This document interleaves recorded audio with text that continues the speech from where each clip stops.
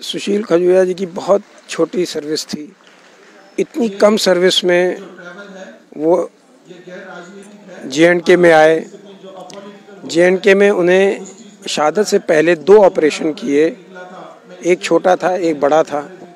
दोनों में उनका बड़ा अच्छा परफॉर्मेंस रहा। उनका जो मेन ऑपरेशन था उसमें भी उन्होंने खबर मिली थी कि कुछ मिलिटेंट्स अंदर इन्फिल्ट्रेट कर गए हैं, तो उनको वो गए थे एंगेज करने। और जब वो गए वहाँ पर तो उन्होंने उनको स्पॉट किया। उसके बाद उनसे ऑपरेशंस हुए। उन्होंने 2 टेररिस्ट को पहले मारा वहाँ।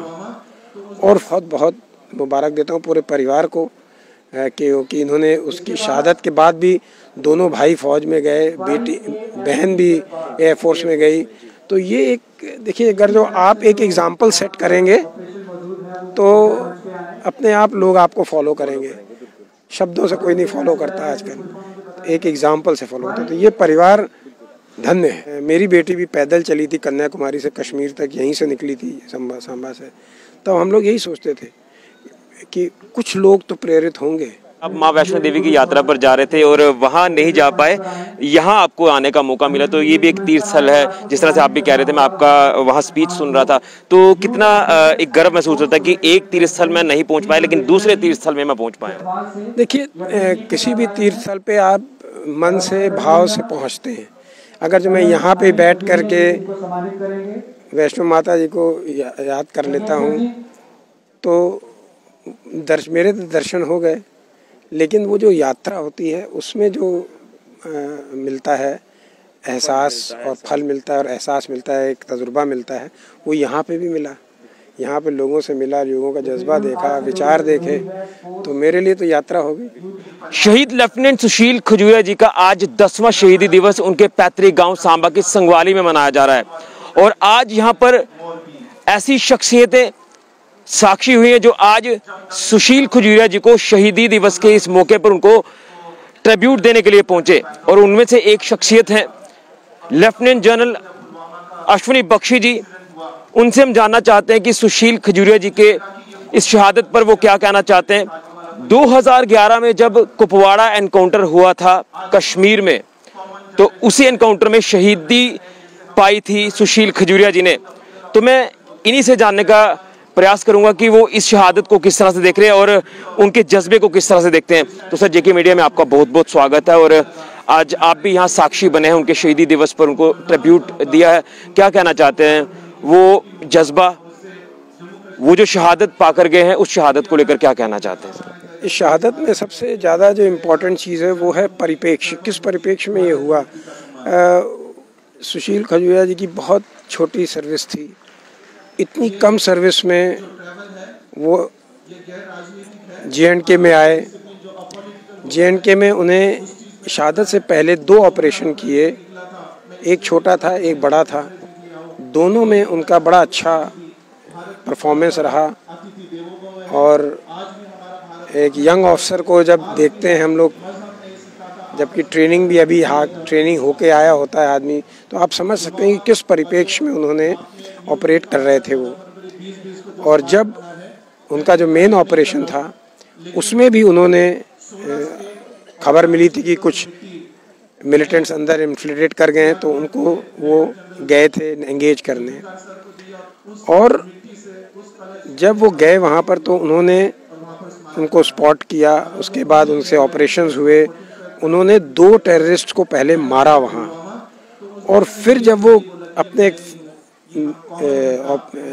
साथी को के पास जा रहे थे बचाने, तो तब उनको गोली लगी। लेकिन उसके बाद भी वो थोड़ी देर 2 दिन जिंदा रहे और तब उनकी मृत्यु हुई। तो इस माहौल में, इस सर्विस में, इतनी कम ट्रेनिंग के साथ इतना अच्छा जज्बा, देखिए ये हम कहते हैं कि जैसे हमने अपने बताया भी कि मोक्ष जो वीर योद्धा होते हैं, जब उनको वीर गति प्राप्त करते हैं, शहादत होती है, तो मोक्ष उनको सीधा मिलता है। तो वो पहले से ही पुण्य आत्मा थे, उनको ये मिलना था, ये मौका मिलना था। और जज्बा क्या था, वो ये था कि वो अपने आप को कम समझते थे, लेकिन देश के लिए, देशवासियों के लिए अपने को ज़्यादा कुर्बान करते थे। तो अगर जो आपको उस समय की शहादत किसी भी शहीद के आप देखिए जज्बे को, तो आपको यही लगेगा कि यार क्या था जो वो ये कर गया। तो वो उनका जज्बा, उनकी आत्मिक शक्ति, जो कि वो मेरे हिसाब से पहले से लेके आते हैं, और बस एक वो मौका मिलता है जब वो अमर हो जाते हैं। मर तो हमें सब जाना है, हम सबको जाना है, लेकिन कुछ हैं जो जीते रहते हैं, जिंदा रहते हैं, और कुछ जो है वो भुला दिए जाते हैं। जिस तरह से आज उनके पैतृक गांव में आज पहुंचे हैं, उनके परिवार वालों के साथ आप मिले, और उनके ब्रदर सुनील खजूरिया, जो कि वो कहते हैं कि मेरी लाइफ पूरी डेडिकेट है सुशील खजूरिया के लिए, तो इस जज्बे को किस तरह से देख रहे हैं? देखिए ये बहुत सुंदर चीज़ है। हाँ, देखिए ये एक बहुत सुंदर चीज़ है कि परिवार में जो दुख होता है वो कहीं ना कहीं काबू में आ जाता है, क्योंकि गर्व और गौरव बहुत होता है। लेकिन कई जगह पे देखा गया कि वो परिवार के साथ ही रह गया, और समय ऐसा ही होता है, समय के साथ भुला दिया जाता है, सब लोग भूल जाते हैं। माँ बाप के जाने को भी लोग भूल जाते हैं कुछ समय के बाद। लेकिन इनका परिवार ने जो ये एक पार्क बना करके, एक समारोह बना करके, और यही नहीं कि सिर्फ उनका नाम रोशन करने के लिए, उसके साथ बच्चों को जोड़ना, अब जैसे स्कूल का नाम रख दिया गया है, क्रिकेट टीम बना दी गई है, पार्क बना दी गई है, ये जो जज्बा है, और वो हर साल रिपीट, अभी मैंने कहा कि हर साल क्या नया होगा, वो ये होगा कि जो हमारे यहाँ जो सवाल पैदा हो रहे हैं कि साहब भारत क्या है, भारत एक आइडिया है, और तो समाज के प्रॉब्लम में भ्रूण हत्या वगैरह, इन सब का जवाब जब आप यहाँ आएंगे तो सोचेंगे कि अरे अगर जो ये जिंदा होता तो क्या सोचता, तो आपकी भी सोच बदलेगी। इस पॉइंट ऑफ व्यू से ये जो जलसा करते हैं, इसके लिए मैं सुनील को बहुत बहुत मुबारक देता हूँ, पूरे परिवार को, क्योंकि इन्होंने उसकी शहादत के बाद भी दोनों भाई फौज में गए, बेटी बहन भी एयरफोर्स में गई। तो ये एक देखिए, अगर जो आप एक एग्जाम्पल सेट करेंगे तो अपने आप लोग आपको फॉलो करेंगे। शब्दों से कोई नहीं फॉलो करता आजकल, एक एग्जाम्पल से फॉलो होता है। तो ये परिवार धन्य है। और बिल्कुल एक यही वजह है कि शायद यहाँ पर जो स्कूली बच्चे इंगेज होते हैं, उनको यहाँ से कुछ सीखने को मिल रहा है, वो आगे जाके इसको फॉलो करेंगे, फॉलो करके कुछ एक अच्छी जगह पर पहुँचेंगे। देखिए ये हमेशा यही होता है कि मेरी बेटी भी पैदल चली थी कन्याकुमारी से कश्मीर तक, यहीं से निकली थी सांबा से। तो हम लोग यही सोचते थे कि कुछ लोग तो प्रेरित होंगे। तो यहाँ पर भी अगर जो मान लीजिए, जैसे मैंने कहा कि मान लीजिए 5% भी बच्चे इम्प्रेस हो जाएं कि भाई ऐसा मैंने करना है, तो मेरा ख्याल उनका जीना। बिल्कुल। अब आप जो बात कर रहे हैं तो मुझे बड़ा गर्व है कि आपकी जो सुपुत्री है, बेटी है, मैं उनसे मिल चुका हूं, उनका मैं इंटरव्यू कर चुका हूं जब वो यहाँ पैदल यात्रा पर निकले थे, कश्मीर तक गए थे वो। लेकिन अब आज के दिन पर क्या संदेश आपका रहेगा नौजवान पीढ़ी को? देखिए नौजवान पीढ़ी को एक ही चीज़ है कि आजकल ज़रा दिमाग से कम सोचें और दिल से ज़रा ज़्यादा सोचें। जैसे जैसे हम कंप्यूटराइज होते जा रहे हैं, टेक्नोलॉजी बढ़ती जा रही है, हम कुछ दिमाग से ज़्यादा सोचने लग गए हैं, और हमारे में जो भावुकता है, भाव है, जज्बा है, इमोशंस हैं, वो कम होती जा रही हैं।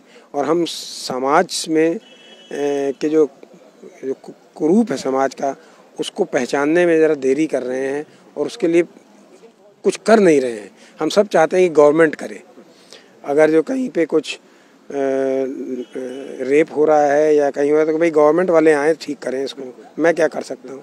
लोग पत्थर तक नहीं मारते हैं, मेंटालिटी बदलने की जरूरत। कहीं पत्थर तक नहीं मारते हैं, बस स्टैंड के ऊपर रेप हो रहा होता है। विशाखापट्टनम में एक केस हुआ है, तो कैसे हो सकता है ये? आप चाहेंगे कि हर जगह पुलिस करे, आप कुछ नहीं करेंगे, तो सोसाइटल डीके दायित्व बनता है, उसको पहचानना आजकल की पीढ़ी को और हम सबको बहुत जरूरी है। और आखिरी सवाल एक रहेगा कि आप माँ वैष्णो देवी की यात्रा पर जा रहे थे और वहाँ नहीं जा पाए, यहाँ आपको आने का मौका मिला, तो ये भी एक तीर्थ स्थल है। जिस तरह से आप भी कह रहे थे, मैं आपका वहाँ स्पीच सुन रहा था, तो कितना एक गर्व महसूस होता है कि एक तीर्थ स्थल में नहीं पहुँच पाए लेकिन दूसरे तीर्थ स्थल में मैं पहुँच पाया। देखिए किसी भी तीर्थ स्थल पे आप मन से भाव से पहुंचते हैं। अगर जो मैं यहाँ पे बैठ कर के वैष्णो माता जी को याद कर लेता हूँ तो मेरे तो दर्शन हो गए, लेकिन वो जो यात्रा होती है उसमें जो मिलता है एहसास और फल मिलता है और एहसास मिलता है, एक तजुर्बा मिलता है, वो यहाँ पे भी मिला। यहाँ पे लोगों से मिला, लोगों का जज्बा देखा, विचार देखे, तो मेरे लिए तो यात्रा होगी, तीर्थ यात्रा। ज़्यादा वक्त नहीं लूँगा, अब आखिरी सवाल, दुश्मन को क्या संदेश देंगे? पाकिस्तान जो लगातार नापाक हरकत करता है, अंतर्राष्ट्रीय सीमा पर लगातार वो खलल डालता है, चाहे सीज़फायर वायलेशन हो या आतंकी गतिविधियाँ जो बढ़ाने में लगा हो, उसको लेकर क्या संदेश आप कड़ा देना चाहते हो? देखिए, पाकिस्तान को ना हम लोगों ने बहुत ज़्यादा बढ़ावा दे रखा है और अब इस सरकार ने, और पहले भी शुरू हो गया था, कि पाकिस्तान याद रखिए बहुत कमज़ोर सा देश है और आपके मोहल्ले में भी अगर जो कोई बहुत कमज़ोर सा बंदा होता है ना, तो ये ऐसे ओछी हरकतें करता रहता है। उसमें ताकत नहीं है लड़ने के लिए भारतवर्ष से, लेकिन वो टेररिस्ट के थ्रू, जो सूडान से आए हुए थे अफ़गानिस्तान में लड़ने, उनके थ्रू उस तरह से हमको तंग करने की कोशिश कर रहा है। तो कुछ है नहीं। अब लोग कह रहे हैं सब तालिबान अफ़गानिस्तान में आ गया तो पाकिस्तान का, और कुछ नहीं होगा, क्योंकि उन तालिबानों को मालूम है, पहले भी आ रहे हैं, वही आ रहे हैं, उन तालिबानों को मालूम है कि यहाँ पे भारतीय फ़ौज है, हम USA की फ़ौज नहीं है, और भारतीय फ़ौज का लोहा एंटी टेररिस्ट ऑपरेशन में विश्व विख्यात है। तो इसलिए हमको ज़्यादा तवज्जो नहीं देनी चाहिए। हाँ, परेशान करता है, लेकिन फिर इतनी परेशानी ठीक है। कहा जा रहा है कि जिस तरह से वो अफगानिस्तान में एंटर हुआ, वो कश्मीर में भी कहीं ना कहीं माहौल को खराब कर सकते हैं, इस तरह की बातें निकल रही। नहीं, देखिए माहौल, देखो मैं बता रहा हूँ ना आपसे कि अफगानिस्तान एक अलग देश है, भारत अफगानिस्तान की तरह नहीं है, बड़ा संगठित है, पुराना है, जज्बे हैं, और ख़ासकर गवर्नमेंट ने 370 करके जब ये जो स्टेट्स डिक्लेयर कर दिया है तो लॉ एंड ऑर्डर भी अच्छा हो गया है, गवर्नमेंटल कंट्रोल भी हो गया, डेवलपमेंट भी हो गया है। तो ये अफ़गानिस्तान की तरह थोड़ी ना जहाँ ट्राइबल लॉयल्टीज़ थी और ट्राइबल सेक्टर थे, तो ये कहने की बातें हैं, होगा नहीं ऐसा। चलिए सर, आपका बहुत बहुत शुक्रिया, आपने JK मीडिया के साथ ये सारी बातचीत शेयर की, सुशील खजूरिया जी के जीवन पे टिप्पणी डाली, आपका बहुत बहुत शुक्रिया सर।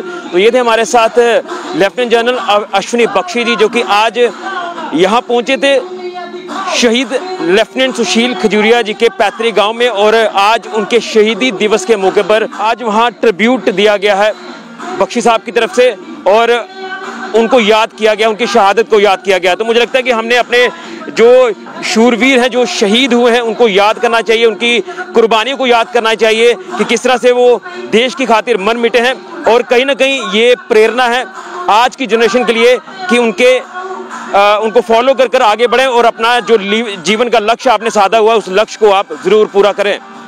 फिलहाल के लिए कैमरामैन राहुल के साथ ऋषि खजूरिया, JK मीडिया के लिए।